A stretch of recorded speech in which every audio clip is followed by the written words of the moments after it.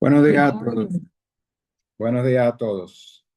Gracias por su puntualidad y por participar de este webinar de la Sociedad Dominicana de Fisiatría sobre intervencionismo básico en fisiatría con el doctor Mauro Busardo. Hoy es 10 de enero de 2026 y para nosotros es un honor poder contar con el doctor Busardo, quien eh, de primera instancia es licenciado en kinesiología y fisiatría.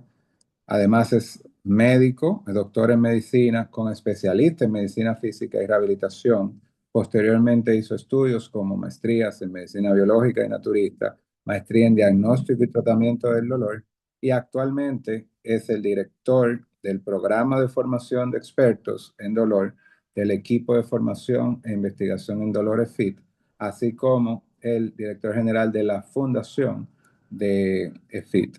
Así que para nosotros es un verdadero honor desde aquí, de República Dominicana, contar con la presencia de un buen amigo de toda Latinoamérica, que es el doctor Mauro Busardo.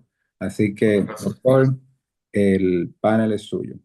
Bueno, muchísimas gracias. Bueno, un gusto de estar acá.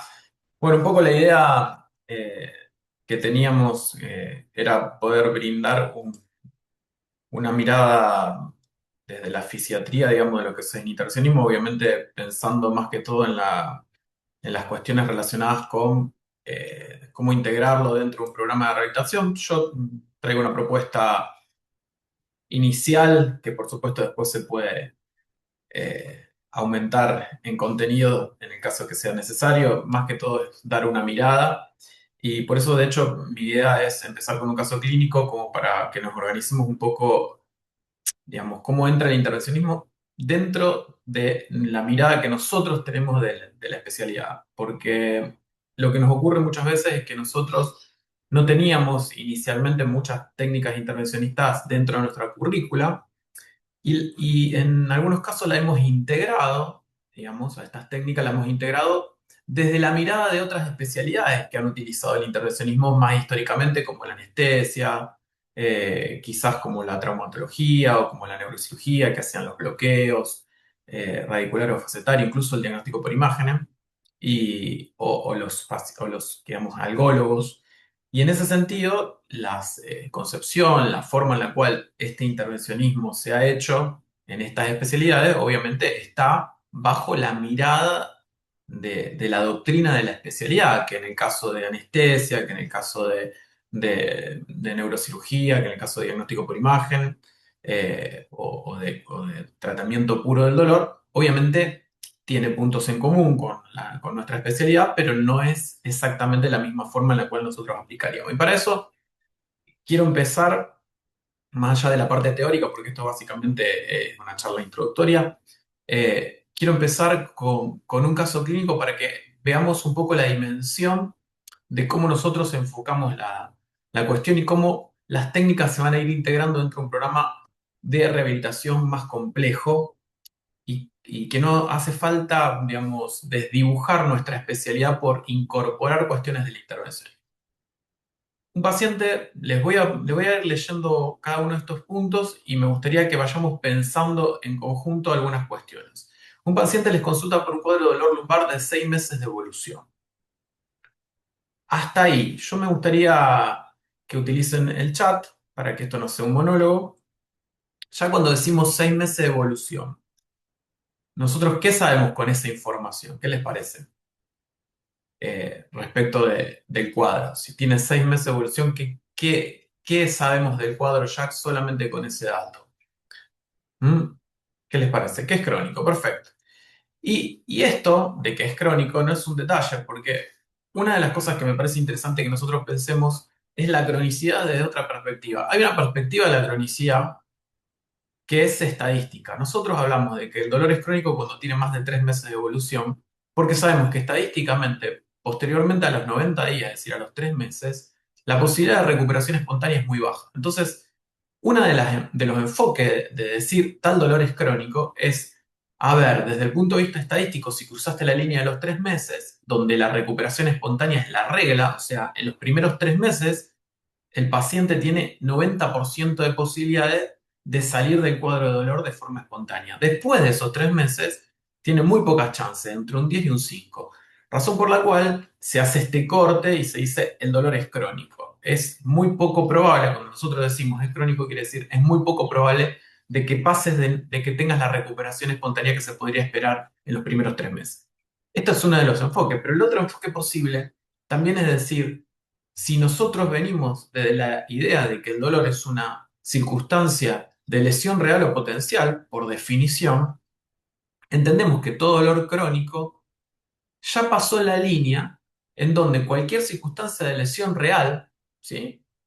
Que lo genere, que lo motive, ya tuvo tiempos de cicatrización normales, es decir, ya pasamos los 3 meses, hasta el hueso se hubiese cicatrizado de una fractura, ni hablar la parte ligamentaria, un desgarro, cualquier microlesión tendinosa, ligamentaria, facial, del tejido conectivo se hubiese recuperado y ya sabemos que evidentemente no lo está haciendo de forma espontánea. Entonces, una de las lecturas que nosotros podemos tener es que en el dolor crónico, más allá de lo que después nos muestren las imágenes, podemos tener tejido crónicamente dañado que tiene fenómenos que están perpetuando el cuadro de lesión y que pueden requerir, por ejemplo, desde nuestra perspectiva, modificación de algunas circunstancias mecánicas que están agrediendo el tejido, ¿sí? Entonces nosotros decimos, bueno, tiene un dolor crónico, quiere decir que evidentemente esto no fue una cosa de una sobrecarga aguda que vino de la parte externa, donde hizo un esfuerzo, donde levantó una caja, porque puede tener o no el antecedente de que hizo un esfuerzo, ¿no? Pero evidentemente tiene alguna falla biomecánica, tiene algo que mantiene el estrés sobre los tejidos. Entonces, ya yo creo que esto mismo, en el aparato del músculo esquelético, hace que el dolor crónico sea un territorio del médico especialista en rehabilitación, porque seguro en el sistema musculoesquelético el dolor crónico se debe asociar a fallas crónicas del sistema motor que deben ser corregidas, por supuesto, con técnicas muy específicas de nuestra especialidad, como el ejercicio terapéutico, las ortesis, etc. Entonces, una de las cosas que me parece importante de tener en cuenta es esta mirada del dolor crónico desde la parte funcional. Tiene que haber una falla funcional que se sostiene en el tiempo para que el tejido siga agredido y no se haya podido recuperar en 3 meses. Y la otra cosa que me parece interesante es que en todo dolor crónico tendríamos en principio una apertura hacia medicinas regenerativas desde el punto de vista del intervencionismo, porque sabemos de que evidentemente debe haber tejido crónicamente agredido y crónicamente dañado que motiva la activación de los receptores de dolor. Fíjense, estoy diciendo esto para que ustedes vean cómo, por ejemplo, simplemente este primer dato, los 6 meses de evolución, desde la perspectiva de un médico que hace tratamiento clásicamente del dolor, porque es un clínico que hace dolor, y desde la perspectiva del médico fisiatra, este dato, por agarrar un dato de la historia clínica, ya tiene implicancias de concepción que son diferenciales por nuestra especialidad, ¿no? ¿Cómo nosotros podemos enfocar simplemente el dato de la cronicidad del dolor?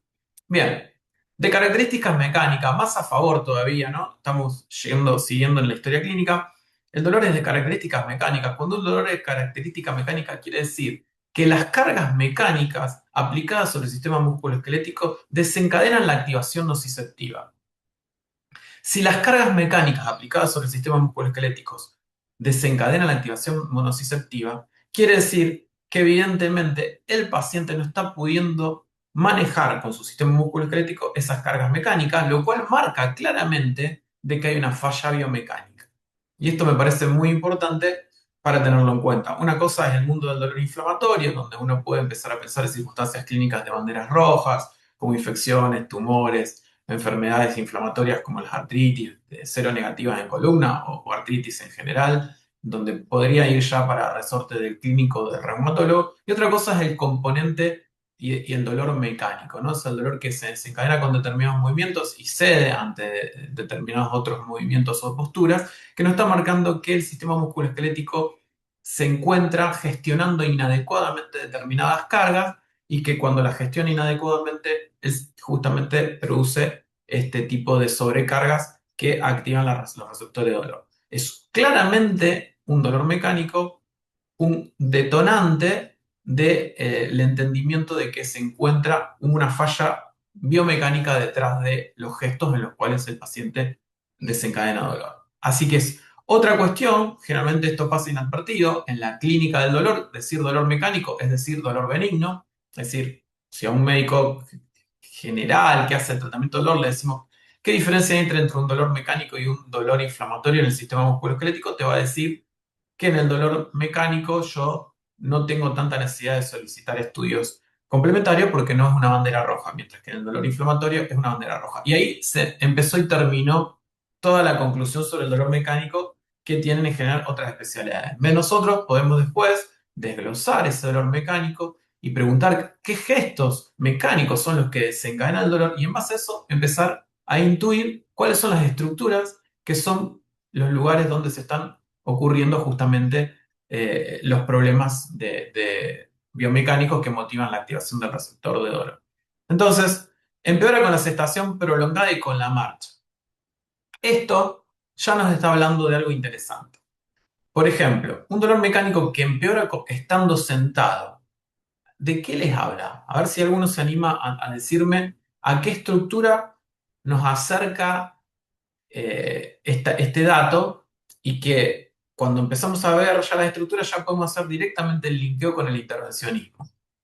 ¿Dónde pienso que va a ir la aguja si un paciente, miren que se lo planteo así, ¿dónde pienso que va a ir la aguja si un paciente me dice que tiene un dolor que empeora si está mucho tiempo sentado? ¿Alguien se anima a decir una estructura? Vamos, participen, que es muy 10 y pico de la mañana para ustedes y 11 y pico de la mañana para mí del sábado. ¿Qué les parece? Me duele más sentado, es lo mismo que me duele más parado, me tengo que sentar para estar cómodo, porque hay pacientes que tienen dolor en lumbares que los lleva a sentarse y hay pacientes que tienen dolor en lumbares que los obligan a levantarse de la silla. En general, estas preguntas, ¿sí? Que son preguntas que tienen análisis biomecánicos, estas preguntas eh, se hacen y se anotan en la historia clínica de dolor sin ningún tipo de consideración finalmente de conjeturas. Así, bueno, si es peor sentado, peor parado. Sí, es como quien está caracterizando algo, pero no están relacionándolo con algo en particular. Fíjense, yo le voy a dar una aproximación para que se pueda. Acá una compañera, Ana Victoria, dice pinzamiento. Bueno, podría ser una posibilidad. Yo les voy a dar la siguiente consideración. Cuando nosotros nos sentamos, tenemos dos posibilidades de sedestación. La sedestación activa, donde activamos la musculatura lumbar, ¿sí?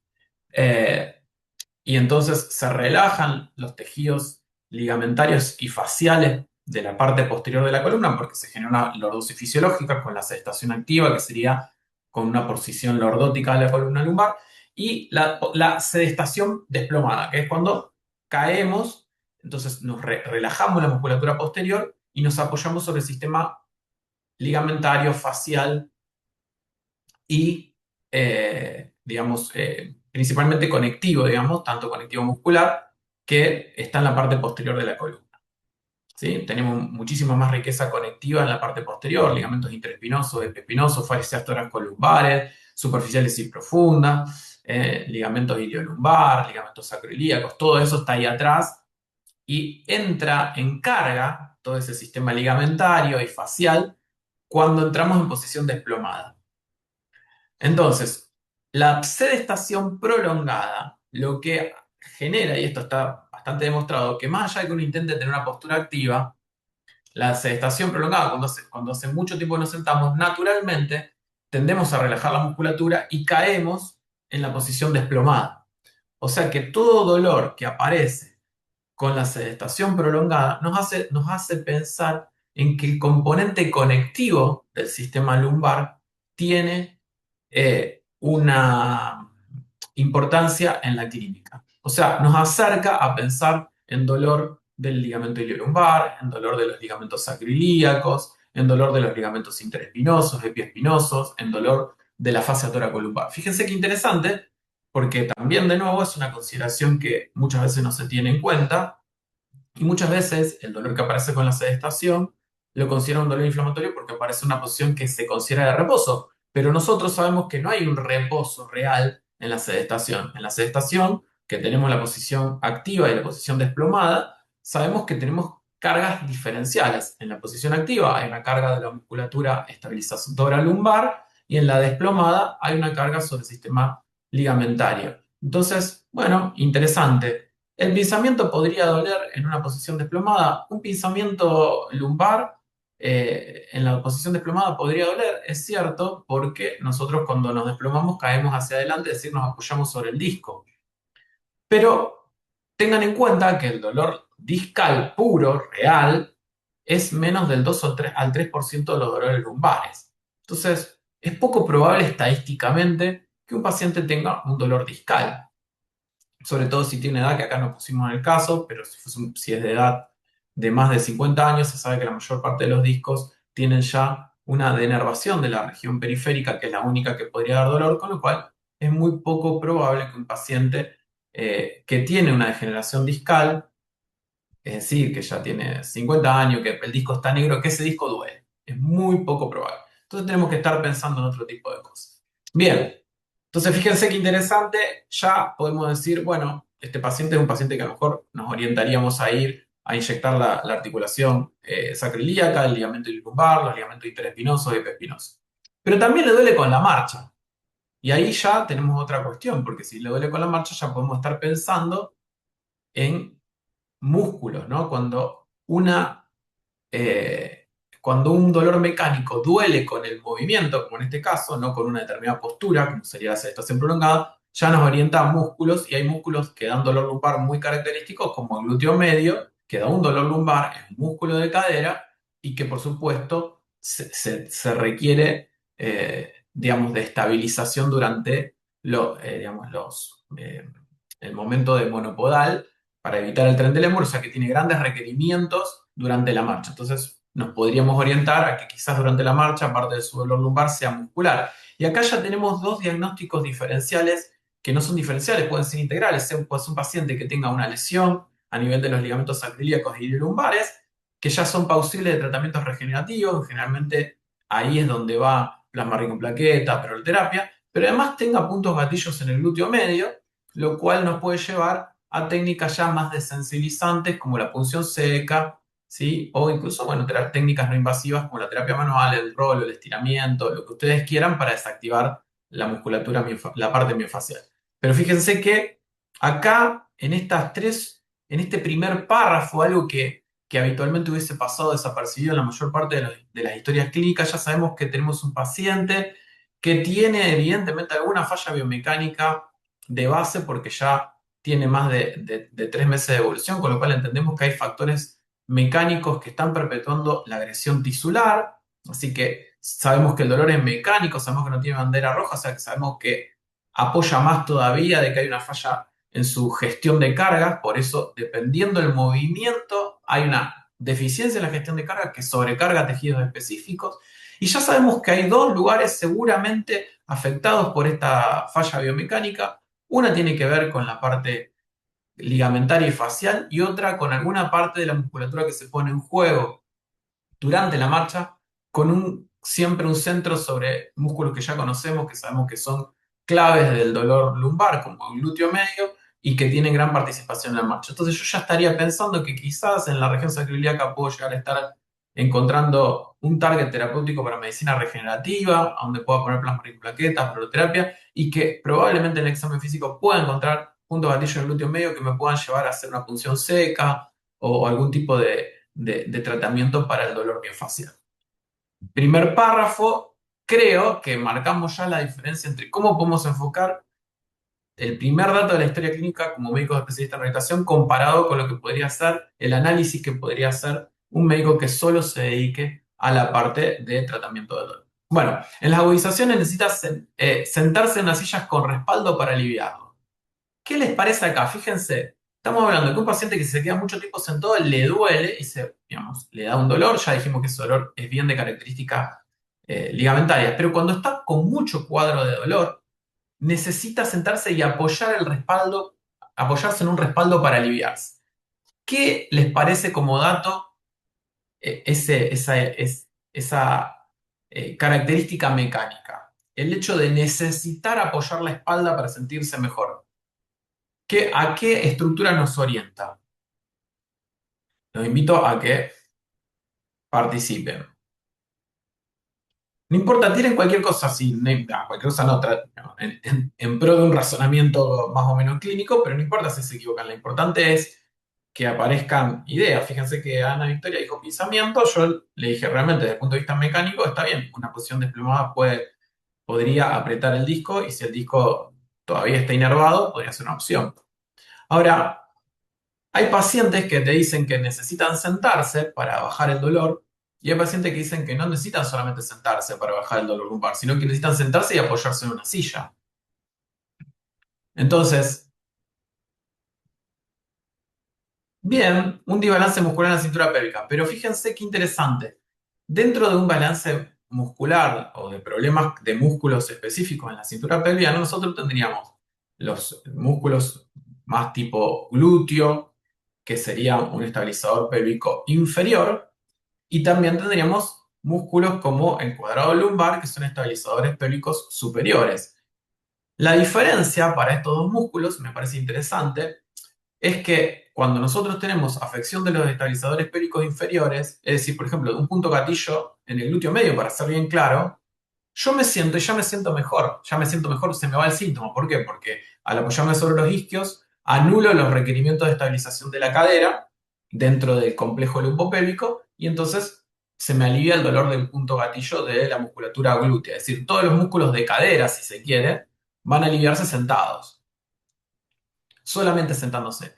Pero si yo no tengo respaldo, sigo teniendo requerimientos de estabilización de los estabilizadores pélvicos superiores. Es decir, a mí sentarme si no tengo un respaldo me sigue implicando control de tronco. ¿Control de tronco de qué músculos? Y del cuadrado lumbar, del multífido transverso, es decir, de los estabilizadores superiores de la columna. Esos siguen trabajando en sedestación, salvo que me apoye y me acueste contra la silla, en cuyo caso estabilizo el tronco con el asiento y entonces ahora ya tengo estabilizado por apoyar la cola la cadera y estabilizada por apoyar la espalda los músculos del tronco. Entonces, el hecho de que te diga que cuando está con una crisis necesita apoyarse, sentarse en una silla y apoyarse, nos habla de que tenemos que ir a buscar puntos gatillos, a lo mejor latentes, porque los tiene en la crisis, en el cuadrado lumbar, en los músculos espinales, es decir, los músculos que pueden estar interviniendo en la esterilización superior.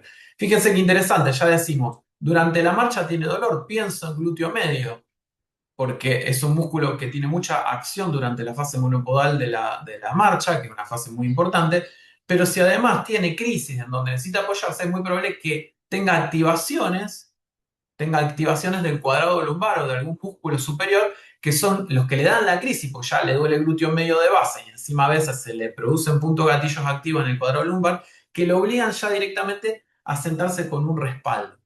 Y esto nos orienta obviamente la aguja hacia dos lugares diferentes, el glúteo medio para el dolor basal durante la marcha y el cuadrado lumbar cuando tiene las crisis.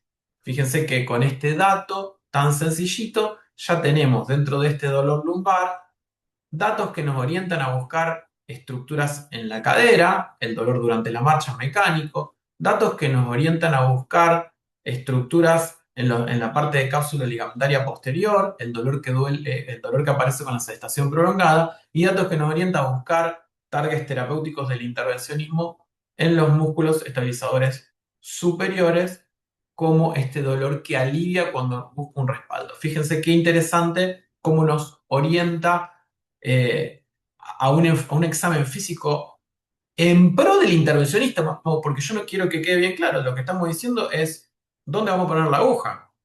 No estamos hablando de plan de rehabilitación, si vamos a hacer ejercicio de estabilización lumbopélvica, no, estamos hablando de dónde vamos a poner la aguja y qué vamos a inyectar, ¿no? Porque obviamente no es lo mismo decir tengo un punto gatillo, que a lo mejor o no inyecto nada y hago punción seca, o inyecto un anestésico local para tener menos dolor pospunción, pero lo importante es la acción mecánica de la aguja, a decir probablemente tenga un proceso degenerativo ligamentario sacroiliaco en donde yo tengo que sí o sí meterme con técnicas regenerativas y me cambia el target de la terapéutica. Entonces, muy interesante porque estamos haciendo diagnósticos diferenciales solamente con datos del interrogatorio que nos orientan a estructuras específicas y a targets terapéuticos específicos de las sustancias que vamos a utilizar.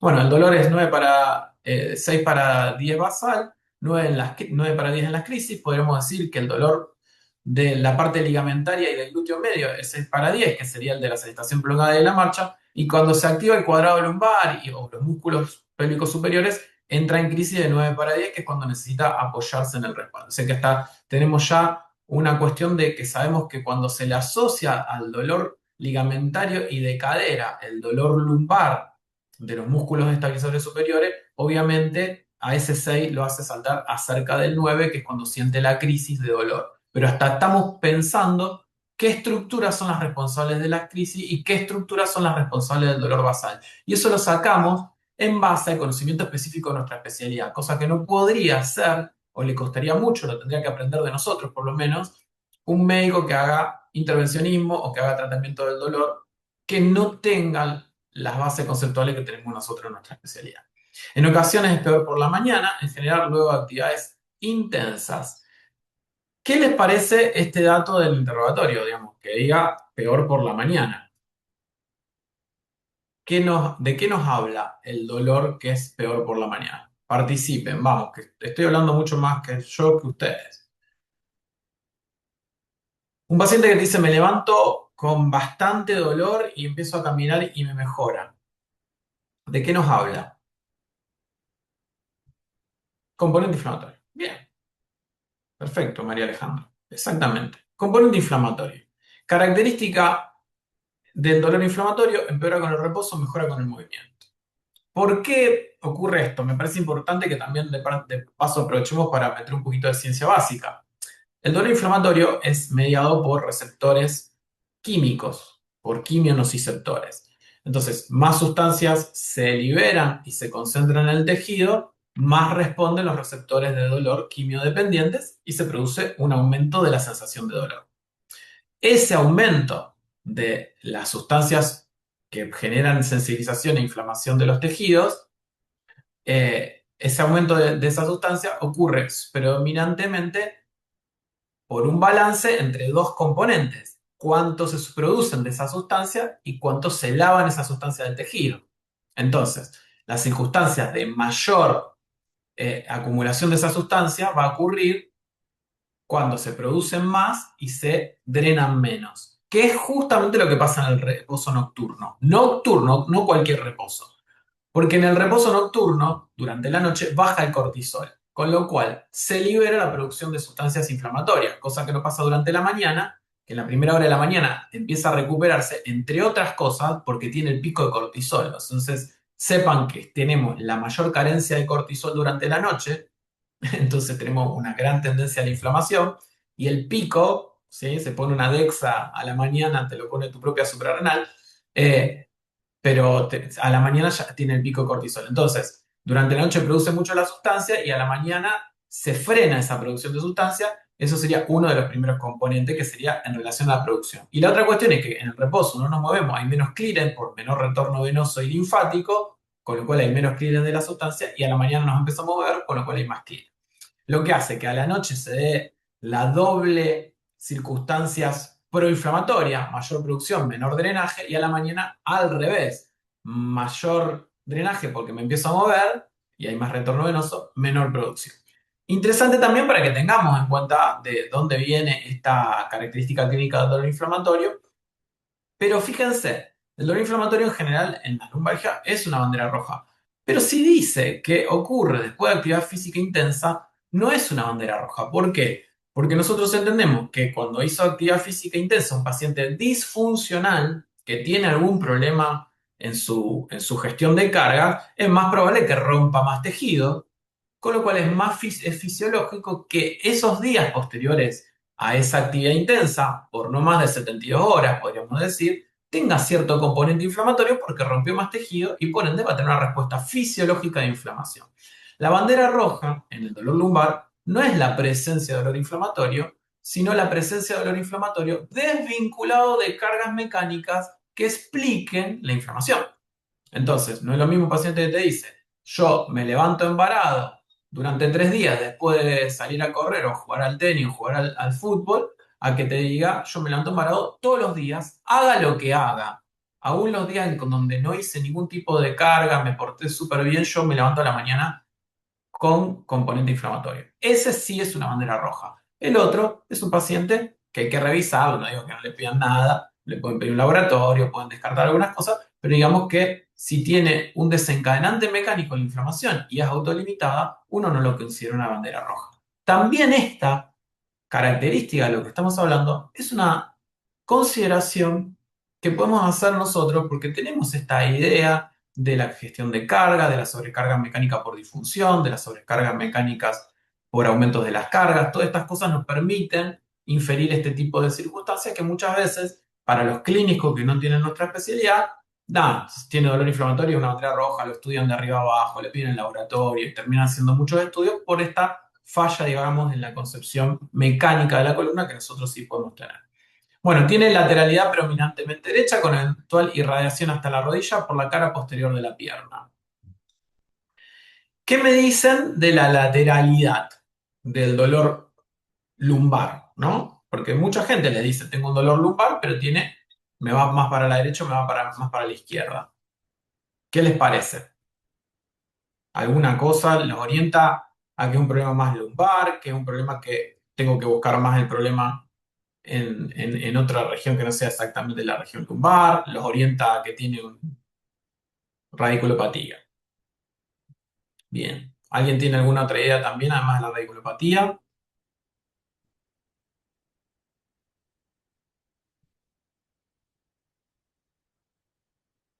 ¿Nadie? ¿Dolor que se irradia la pierna es radiculopatía? Sí o sí. Sacroiliaca. Bien. También da dolor irradiado. ¿Qué más?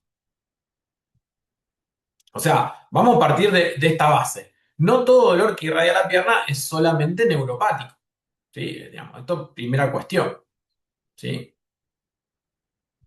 Puede ser un dolor, por ejemplo, irradiado de estructuras ligamentarias. La sacroiliaca típicamente puede dar dolor irradiado hacia los miembros inferiores, pero también puede ser miofascial.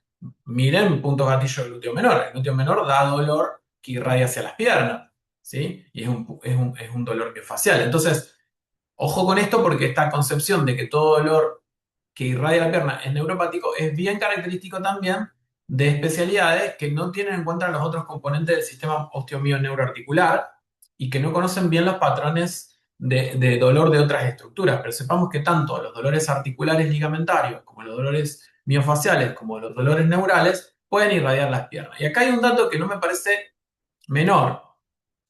El dolor es de características difusas.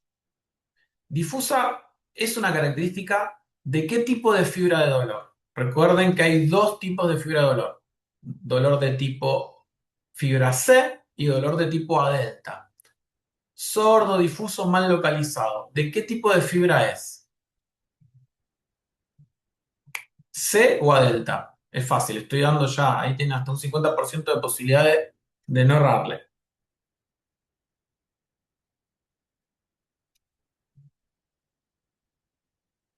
No hay consenso, no se sabe muy bien. Podría ser de las dos. Bueno, el dolor sordo difuso mal localizado es de fibra C, la fibra más lenta de dolor. El dolor bien, digamos, punzante, bien localizado es de fibra delta.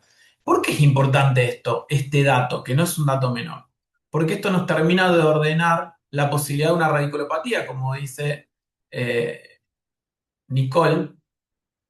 Eh, ¿Por qué? Porque en general, si nosotros tenemos una radiculopatía, que entendemos que la causa más común de radiculopatía es compresiva, la compresión de un nervio genera isquemia, ¿sí? Y el mecanismo por el cual la isquemia produce dolor neuropático es sufrimiento axonal, o sea, nosotros apretamos el nervio con un disco, el disco pierde circulación porque le apretamos la vasa nervorum y esa pérdida de circulación hace que se produzca claudicación axonal. Los axones que primero sufren son los más gruesos, que son los que más gastos metabólicos tienen. Por eso, el síntoma más temprano en una compresión radicular es la parestesia, es la sensación de hormigueo, porque la parestesia viene de las fibras A beta, que son más gruesas que las fibras de dolor, son las fibras táctiles, por eso siento una alucinación de hormigueo, de como si me caminara algo. Es una alucinación táctil, no es una alucinación dolorosa, la parestesia.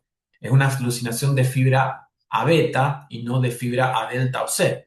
Entonces, si yo pienso que tengo una radiculopatía compresiva, tengo que tener algún tipo de alteración de fibra gruesa, porque por regla la isquemia me va a producir primero sufrimiento a beta, mucho antes que fibra C. Como el dolor que le corre a la pierna es de característica C, que es la fibra más resistente a la isquemia, me aleja de que pueda ser neuropático y me aleja de una radiculopatía. Me aleja de una radiculopatía neuropática. ¿Por qué? Porque la fibra C es la más resistente a la isquemia, con lo cual es muy difícil que yo tenga una compresión radicular que me haya hecho que sufra la fibra C sin que hayan sufrido primero las fibras A beta y las A delta y tenga, por ejemplo, hormigueos y disestesias, pinchazos. Si el paciente me dice, tengo un dolor que me irradia la pierna con hormigueo y disestesia, me oriento a una radiculopatía. Ahora, si me dice, tengo un dolor que me irradia la pierna, sordo, difuso, mal localizado, me aleja de la concepción de que pueda ser una radiculopatía, porque me están faltando el sufrimiento de las fibras más gruesas que tiene que preceder a las más finas. Esta disquisición también es una disquisición bastante de nuestra especialidad, que somos electromiografistas, si se quiere, y tenemos una disquisición del sistema nervioso mayor. Entonces es interesante que las incorporemos, más allá que uno de ustedes ya digan, sí, pero yo a mí se me ocurrió la disquisición esta, no importa, pero estamos mucho más cerca de este tipo de disquisiciones que un médico anestesista o que un médico que hace bloqueos y tratamiento del dolor. Por eso es tan común que los médicos que no tienen nuestra especialidad se confundan las radiculopatías con síndrome miofascial del glúteo menor, con ligamentopatías de la sacroiliaca y le hagan el bloqueo con corticoide de la raíz L5 y el paciente sigue igual y después le terminan mandando al traumatólogo que le opera L5 y sigue igual y de pronto uno lo revisa y dice, pero si a este paciente le dio la sacroiliaca que tiene un punto gatillo glúteo menor, por eso le irradiaba la pierna. De hecho, el punto gatillo glúteo menor era lo que le daba la irradiación a la pierna cuando caminaba, porque el glúteo menor es un estabilizador pélvico que actúa durante las marchas, y el dolor que le corría a la pierna cuando estaba mucho tiempo sentado era el sacroiliaco, porque cuando estamos mucho tiempo sentados cargamos los ligamentos. ¿Se dan cuenta cómo está todo coherente con una concepción que tiene que ver con nuestra especialidad, que no tiene que ver con saber dónde poner solamente la aguja y decir, yo les puedo preguntar cómo se hace un bloqueo sacroiliaco? Y tanto ustedes, si lo aprendieron con nosotros, como si lo aprendieron con un anestesista, van a tener una buena técnica si lo aprendieron bien. ¿Sí? Ahora, ¿en qué se va a diferenciar que ustedes sean médicos especialistas en rehabilitación y se formen con médicos especialistas en rehabilitación e intervencionismo? En esta cuestión que hace que no importa si aprendemos bien la técnica, que aprendamos a hacer un razonamiento teórico y académico acorde a nuestra especialidad que nos permita refinar nuestras intervenciones terapéuticas cuando agarramos una aguja. Y esto no tengo ninguna duda de que es un camino que tenemos que recorrer los médicos especialistas en rehabilitación porque nos va a diferenciar de todas las otras especialidades que hacen intervencionismo. Bien, y que sea la lateralidad, si ya descartamos la radiculopatía, es muy típico de los problemas de cadera. ¿Por qué? Porque en general, si yo tengo un problema de estabilidad espinal puro, lo que voy a tener es un dolor lumbar bilateral, porque no existe la vértebra derecha y la vértebra izquierda. Ahora, sí puede ser que yo tenga una cadera derecha más inestable o con peor control motor que la izquierda y que entonces se me sobrecarguen más los músculos y la estructura de la cadera derecha que la izquierda, porque nosotros siempre estamos pensando, la gente piensa de esta manera, pero nosotros no tendríamos que pensar de la misma manera, que dicen, no, lo que pasa es que como me duele, me tiro para un lado, me tiro para el otro, y piensan que los dolores con lateralidad, es decir, izquierda o derecha, tienen que ver con que uno le tiró el peso para un lado y para el otro. Y en realidad, nosotros debemos pensarlo así. Yo puedo tener una actividad simétrica de cargas, supongamos salgo a trotar. Uno no trota pegándole dos veces a la pierna derecha y una a la izquierda porque no pasa, ni se tira más para un costado que para el otro. Uno trota con cargas más o menos simétricas. Ahora, esas cargas simétricas que están recibiendo las dos caderas pueden tener una diferencia de gestión. La cadera derecha es más inestable y la cadera izquierda es más estable, y aunque yo le ponga carga simétrica, el estrés que se produce sobre la cadera derecha mecánico es mucho mayor que sobre la izquierda. Entonces, aunque tenga cargas externas, presten atención a esto, aunque tenga cargas externas simétricas, tengo cargas internas asimétricas. Porque las internas son las que genero en la gestión. Entonces, una mala gestión de carga de la cadera derecha me genera una sobrecarga de todas las estructuras de la cadera derecha y una buena gestión de la izquierda, una menor carga sobre la izquierda. Entonces, a pesar de tener una actividad simétrica en cargas externas, tengo un resultado asimétrico en cargas internas. Entonces, cuando nosotros tenemos lumbalgias con lateralidad, tenemos que pensar la disfunción, porque acá ya no se trata de cargas, la tenemos que pensar del lado donde tiene la lateralidad. Es decir, tengo que pensar, tiene una inestabilidad de cadera bilateral, pero a predominio derecho, ¿sí? Por ejemplo, ¿sí? Entonces, esto es muy interesante también para orientar el plan de rehabilitación. Entonces, eventual irradiación a la rodilla, cara posterior de la pierna. Bien, el dolor es característica difusa, lo dijimos, salvo en la región de la espina ilíaca posterior superior, donde tiene sensación punzante con la sedestación prolongada. Me gustaría que se empiecen a pensar esto que es interesante. También, bueno, ahí sí, si tiene una dismetría, tiene una causa de sobrecarga relacionada justamente con que el miembro más largo tiene tendencias a tener más cargas que el miembro más corto. Ahí sí hay una alteración anatómica que puede explicarlo, pero en muchos casos no tenés esta alteración anatómica, tenemos todo normal y lo único que va a ser anormal es el examen funcional. Por eso también ahí viene nuestra especialidad haciendo un examen físico que sea diferente al ortopédico clásico, porque si nosotros la cadera la evaluamos viendo las rotaciones, viendo la flexoextensión, haciendo la maniobra del labro y ahí se terminó nuestro examen de cadera, nos parecemos mucho a otras especialidades. Ahora, si nosotros hacemos maniobra de estabilidad lumbopélvica, donde vemos si el ritmo lumbopélvico de la flexión se mantiene, si hay tanto acción de cadera como de lumbares, y vemos si está roto ese ritmo o ese ritmo está conservado, hacemos maniobras de exploración de estabilidad monopodálica y vemos qué tal la estabilidad medio lateral y sabemos cómo sensibilizar esas maniobras y hacemos todo el examen funcional, nos diferenciamos muchísimo en nuestra exploración, pero no solo para diferenciarse, sino porque obviamente a nosotros nos brinda información muy útil después para armar el plan de rehabilitación y de tratamiento, e incluso para saber dónde guiar las intervenciones.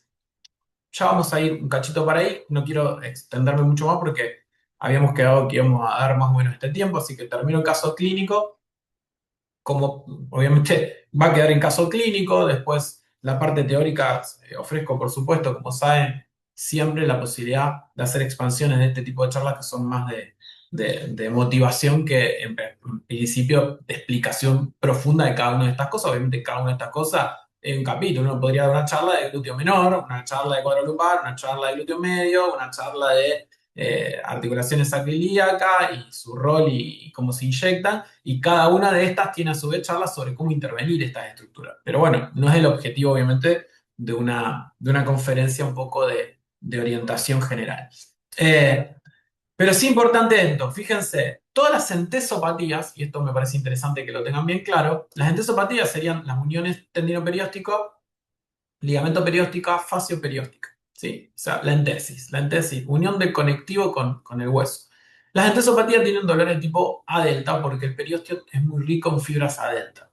Entonces, esto siempre yo lo cuento un poco como un ejemplo claro, porque fue la primera vez que me quedó muy claro con un paciente que me dijo, mira, yo tengo un dolor permanentemente acá, que se me irradia un poco para la cabeza, pero hay momentos en que tengo un dolor que me clava bien abajo de la parte suboccipital.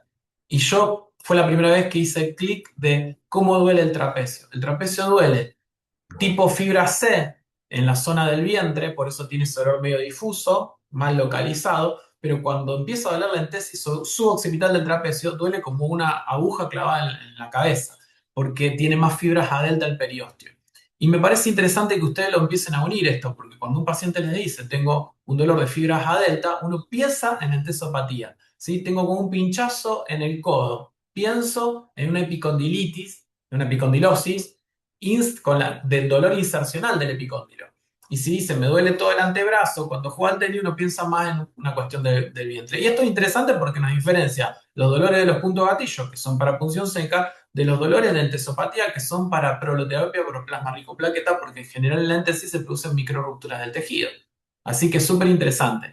Y esto une todo, la espina ilíaca posterior superior es zona de inserción de los ligamentos sacroiliacos y le duele cuando está mucho tiempo sentado, que era ese dolor prolongado, desplomado, que nosotros dijimos que tiene que ver con la carga ligamentaria. O sea que acá hay una coincidencia del relato del paciente con lo que veníamos sospechando.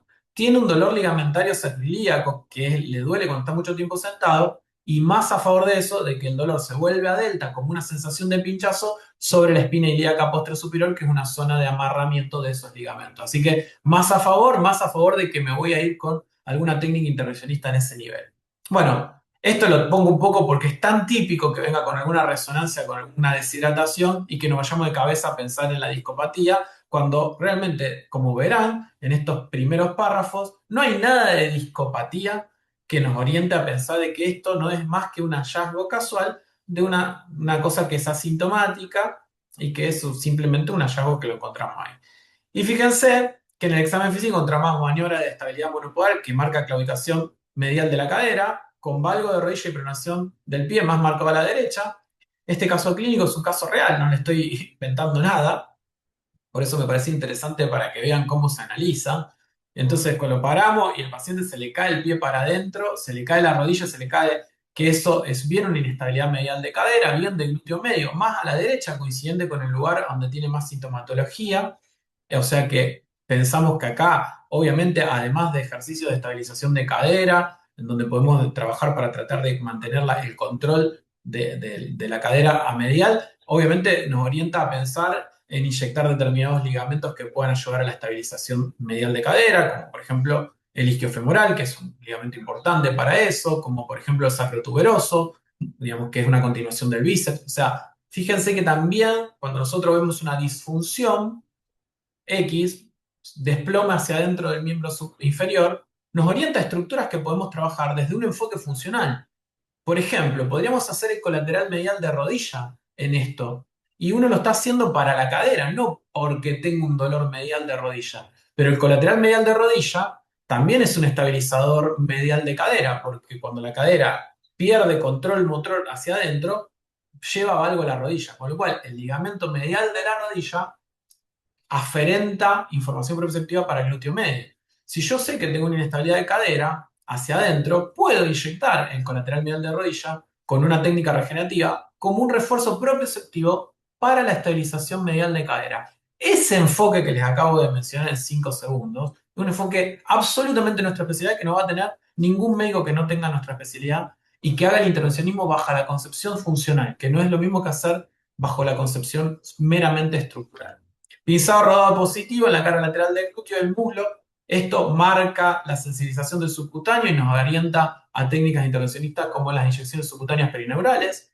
Entonces, fíjense que ese examen físico, un examen físico asociado a determinadas técnicas. Punto gatillo, cuadrado lumbar y glúteo medio, ya lo habíamos anticipado. Cuadrado lumbar lo sospechamos cuando necesitaba un respaldo, cuando estabas en la crisis. Glúteo medio por el dolor en la marcha.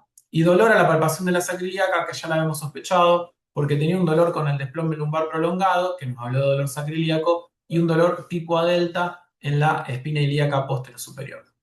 Bueno, obviamente yo había preparado como una especie de cuestiones teóricas posteriormente a la charla, al caso clínico, pero preferí, cuando vi que estábamos con poco tiempo, preferí mostrarles, solamente fíjense que charlamos 2 diapositivas. Esto es interesante en nuestra especialidad. Miren todo lo que se puede sacar de información. Miren todo lo que se puede sacar de información, muchachos. 1, 2, 3, 4, 5, 6, 7, 8, 9, 9 puntos, 2 diapositivas y estuvimos hablando 40 minutos. Esta es la riqueza de nuestra especialidad. Y yo lo que les digo a todos es, está todo bien, me voy a adelantar, está todo bien con que nosotros tomemos cosas de otras especialidades, ¿sí?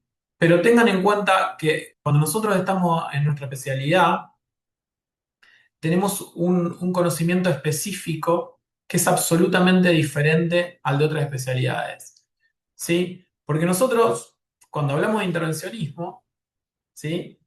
Tenemos en cuenta las cargas, tenemos en cuenta la disfunción, tenemos en cuenta el terreno biológico del paciente, y la técnica entra dentro de una coherencia de esta organización, que es una organización muy propia de nuestra especialidad. En general, cuando ustedes vean cursos o cuestiones del intervencionismo, van a ver la técnica, con alguna cosita del diagnóstico, pero muchas veces ni siquiera se habla del diagnóstico, se habla de la técnica. me hice un curso de inyecciones subcutáneas perineurales, la técnica. ¿Y cuál es el diagnóstico? ¿Por qué? ¿Cuándo lo uso? ¿En qué contexto? ¿Cómo lo complemento? ¿Qué tiene que ver esa técnica con el enfoque funcional? Eso nos está faltando. Entonces, yo lo que invito a todos es que hagamos un linkeo entre estas técnicas que no vienen de la especialidad. Los médicos especialistas en rehabilitación no inventamos las técnicas de intervencionistas de las clásicas. Hay un montón que las desarrollamos nosotros.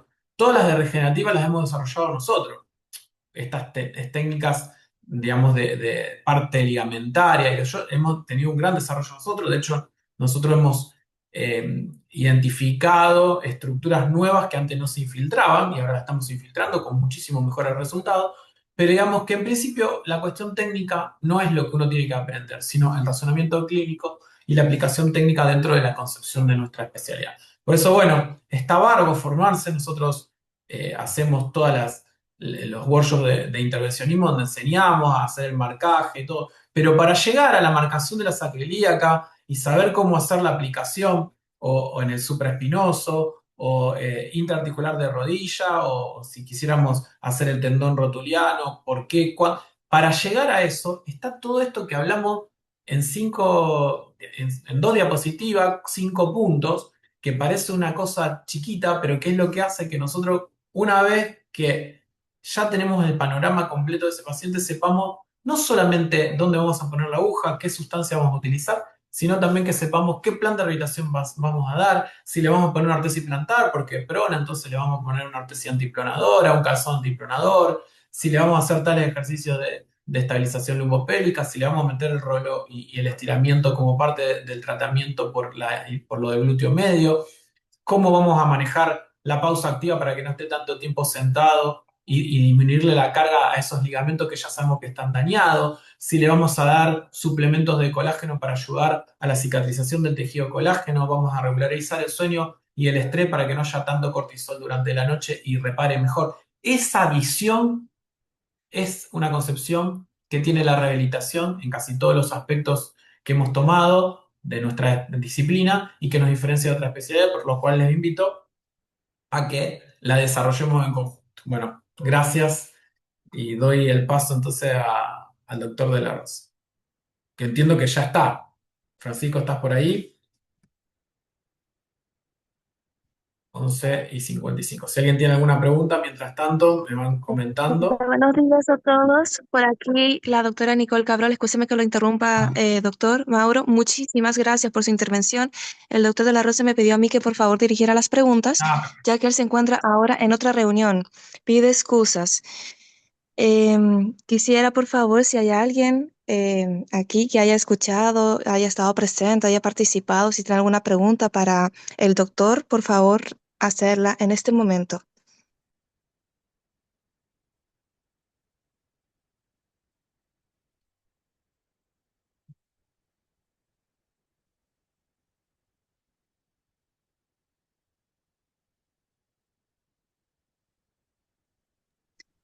Aprovecho también de agradecerle mucho, doctor, tanto de mi parte como todos los que estamos aquí presentes, y yo sé que también el doctor de la Rosa estaría muy agradecido por toda su intervención. Muchas gracias por aclararnos tantos detalles, tantas cosas que se ven sencillas en la historia clínica que muchas veces nosotros lo pasamos por alto. Lamentablemente también la parte automática y mecánica de uno. eh, esta nueva visión que usted nos ha querido formar, de verdad que se lo agradezco mucho. Yo personalmente también estoy muy interesada y sé que los que estamos acá presentes, a ver si es que usted tiene algún taller o alguna forma de nosotros poder acceder tanto online o si usted también da cursos en el país de origen en donde usted reside, a ver si hay algunos programas porque yo sé que hay muchos que estamos interesados en el intervencionismo.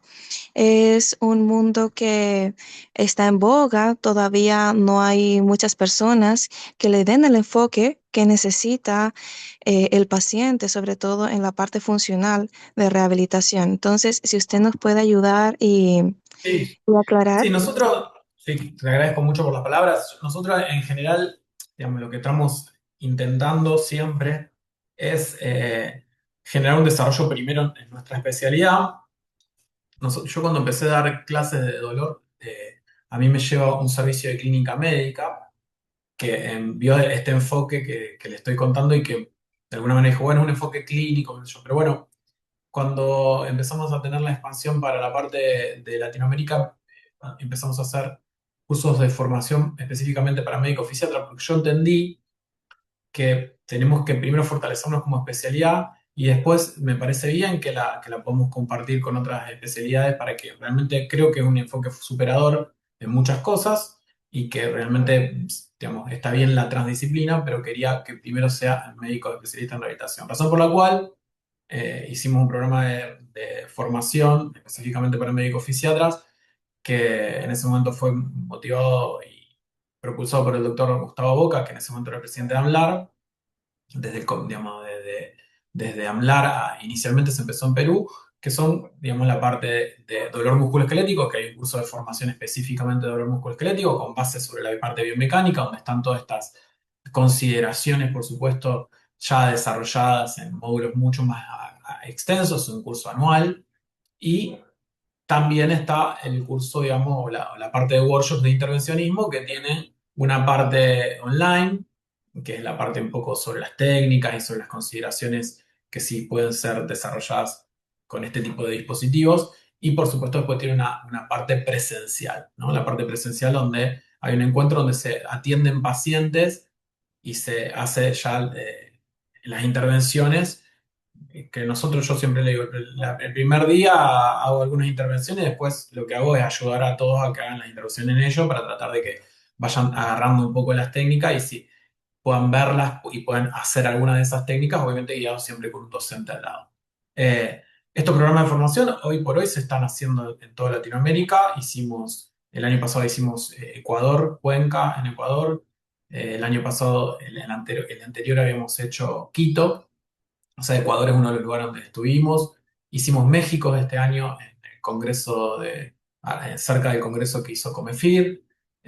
Hicimos 2 veces Perú. Perú es uno de los lugares donde más hemos hecho. Iniciamos ahí y seguimos yendo por lo menos 2 veces al año. Hicimos Madrid, dimos el curso en España también de intervencionismo. España está absolutamente igual, digamos, en ese sentido, han tomado los médicos fisiatras cuestiones del intervencionismo, pero siempre bajo la concepción de otras especialidades, así que en ese sentido no me encontré con un enfoque diferente y la verdad que fue muy bien recibido este enfoque. Hicimos también Bolivia y por supuesto los tenemos en Argentina. Un poco la idea que se habló en su momento con Francisco y razón por la cual también me dijo de motivar un poco la conversación es la posibilidad de que se haga en el contexto del congreso que se va a hacer en Dominicana, la posibilidad de hacer uno de los workshops de intervencionismo allí, para que justamente puedan tener acceso a esto sin tener que viajar, porque si no, obviamente uno tiene que viajar, como han hecho colegas de ustedes, porque hemos tenido colegas de Dominicana en Lima, pero bueno, aprovechar la posibilidad de que tenemos que viajar por el congreso para coordinarlo la parte de intervencionismo. Y un poco también la idea de esta charla era ver el grado de interés que hay para poder hacer el workshop. Si hay interés se hace y si no, no se hace. Pero bueno, la posibilidad de aprovechar que vamos a ir los disertantes ahí para el congreso y aprovechar y poder hacer el workshop allá de la parte de intervención. Así que bueno, quedan invitados. Obviamente esto es básicamente una primera aproximación y obviamente en los contenidos tanto de los cursos teóricos de dolor musculoesquelético como en los contenidos de la parte de intervencionismo como cursos que son cursos universitarios, están apoyados por una universidad nacional acá, eh, está el contenido obviamente mucho más desarrollado. Así que bueno, nada, invitarlo, yo al principio yo siempre le digo lo mismo a todos los colegas, a mí me parece importante que empiecen a pensar en el enfoque. Después, si se forman o no se forman profundamente, es ya una decisión que tiene que ver con lo que cada uno hace. Hay muchos que ya están haciendo otro tipo de cosas, o están haciendo neuro, Pero lo que sí me parece importante es que empiecen a pensar de que nos tenemos que formar en esto y que, digamos, que estaría bueno que todos tengamos en el equipo a alguien que haga intervencionismo de una concepción más de fisiatría, de rehabilitación. Porque he visto muchos médicos fisiatras que no tienen en los equipos médicos fisiatras formados en esto, que terminan derivándolo al médico que hace diagnóstico por imágenes o al médico que hace anestesia, y realmente no va a ser lo mismo, esto así de sencillo, no va a ser lo mismo, no va a ser el mismo tipo de enfoque, y no es por una cuestión de enfoque, quiero decir, no van a ser, no quiero caer en decir algo tan contundente como no van a tener la misma resultado terapéutico, pero es así, porque lo veo permanentemente, de que los enfoques parcializados y estructuralistas que se están teniendo en el intervencionismo llevan a peores resultados. Planes mucho más reducidos de tratamiento, gente que viene y te dice, fui porque tenía dolor lumbar, me hicieron un bloqueo con corticoide, no funcionó, entonces me hicieron un segundo bloqueo con corticoide, no funcionó, entonces me dijeron que me opere. Y vos decís, pero acá no hubo ningún tipo de razonamiento clínico, hubo solamente intervenciones aisladas, no hubo plan de rehabilitación, no se hizo ningún tipo de interrogatorio para poder armar algo integral, donde realmente el paciente tenga modificación de carga, refuncionalización, desensibilización tisular, medicación, correcciones, cuestiones posturales, nada. Así, el intervencionismo a secas.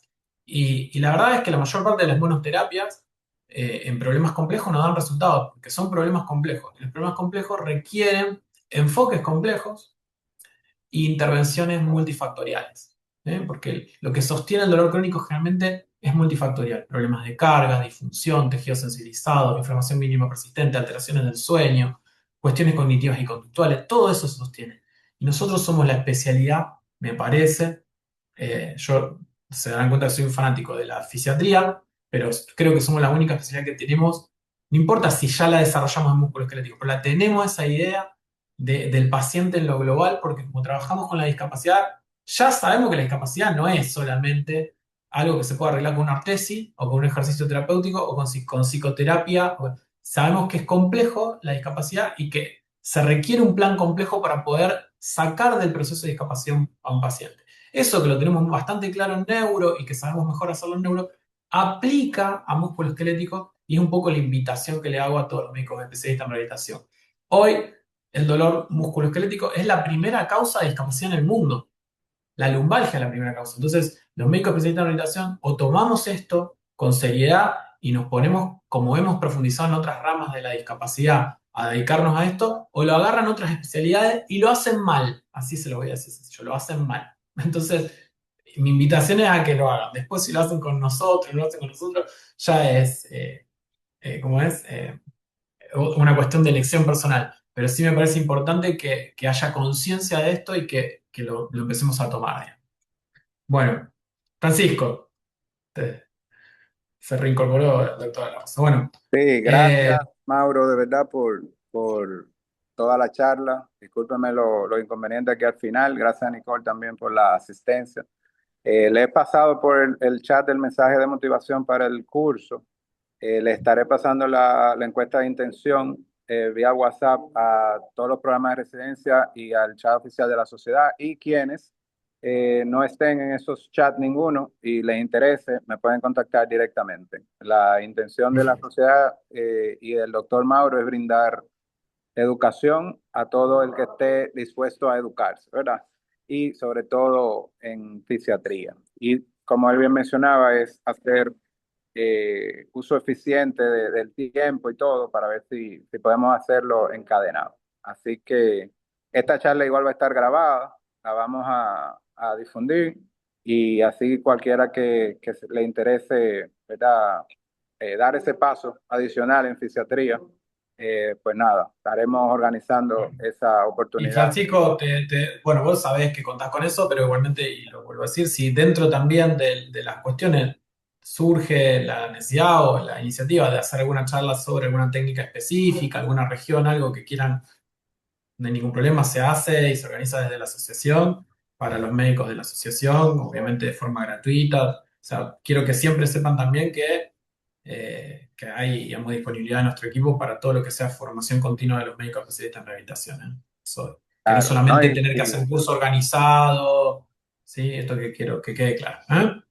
Sí, Así que claro, bueno, aquí te agradecemos. Así que nada, gracias a todos los bueno, presentes por estar en la mañana de hoy. Esperamos que haya sido de su agrado. Agradecemos al doctor Mauro por sacar de su tiempo y nos vemos en Punta Cana.